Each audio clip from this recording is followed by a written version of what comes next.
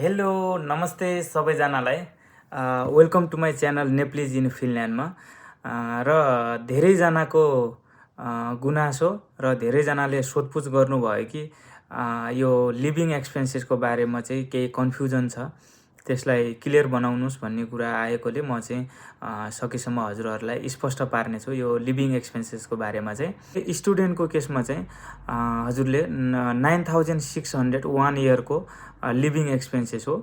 र त्यसमा अब फिनल्यान्डको इमिग्रेसनलाई कसरी देखाउने, फिनल्यान्ड चाहिँ कसरी ल्याउने भन्ने कुरा छ।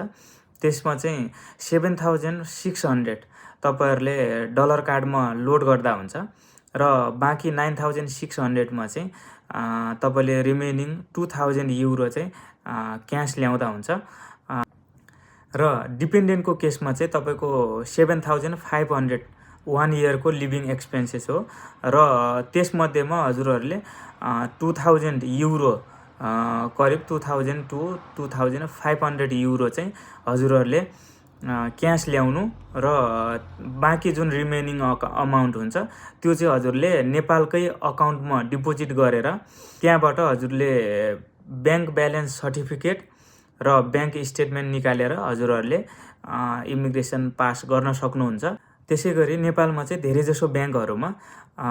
युरो चाहिँ छैन भन्ने र नसाटिने कुराहरु चाहिँ धेरै आउँछ। त्यसैले त्यस्तो केसमा चाहिँ हजुरहरूले एउटा ब्याङ्कबाट 2000 2500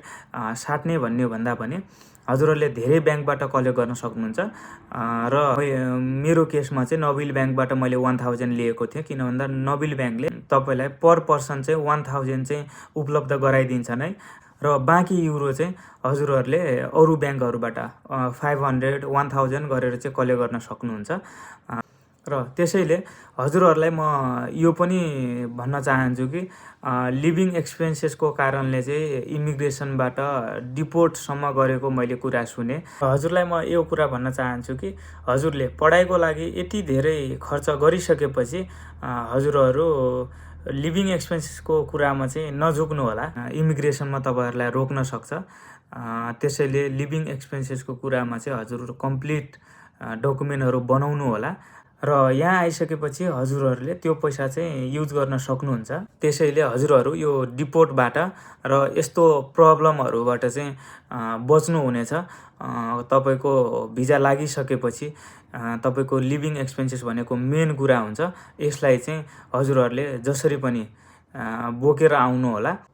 आशा गर्नेछु कि हजुरहरूलाई यो भिडियो काम आउनेछ र यसैगरी हजुरहरूलाई अरु जान्न मन लागेको कुराहरु केही कुरामा कन्फ्युजन छ भनेपछि हजुरहरूले कमेन्ट गर्न सक्नुहुन्छ र सँगै लाइक, शेयर अनि सब्स्क्राइब गर्न नभुल्नु होला।